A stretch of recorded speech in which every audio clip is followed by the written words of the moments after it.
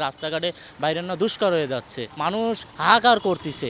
গরমে আসলে বিভিন্ন রকমের আপনার এই যে রোগ ব্যাধি ছড়াচ্ছে, কারণ হলো আপনার এত পরিমাণের রোদ আর এত পরিমাণের গরম। সাধারণ মানুষ যারা রিক্সা চালায় বা যারা শ্রমজীবী মানুষ, দিনমজুর, তারা অনেক ভোগান্তিতে পড়তেছে।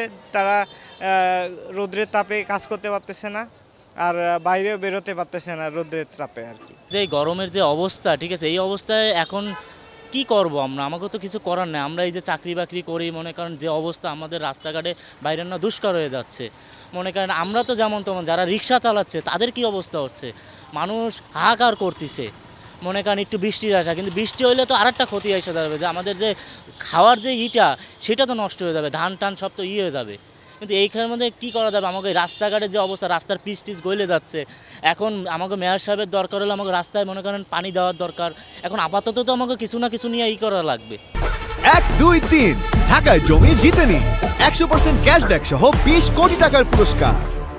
গরমে তো কষ্ট হচ্ছে মেলা। একটু রোদ বৃষ্টি হইলে, ঠান্ডা বৃষ্টি মিষ্টি হইলে মনে করেন একটু আরাম পাই আমরা, বা একটু ঠান্ডা হইলে আরাম পাই।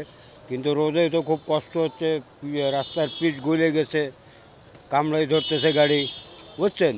এতে চালাইতে আমাদের কষ্ট হচ্ছে, বাতাসের কষ্ট হচ্ছে। মনে করেন আগে তো আমরা ব্যাটারি গাড়ি চালাতাম, কষ্ট হইতো না, কিন্তু এখন আমাদের তো বয়স হয়ে গেছে, আমাদের তো পায়ের গাড়ি চালানো সম্ভব না। তাও ভাঙ্গা পাও নিয়ে মনে করেন গাড়ি চালাচ্ছি, খুব কষ্টর ভিতরে। রোদ আর সহ্য করা যায় না, গরম মানে খুব বেশি, গরমের তাপ সহ্য করা যাচ্ছে না।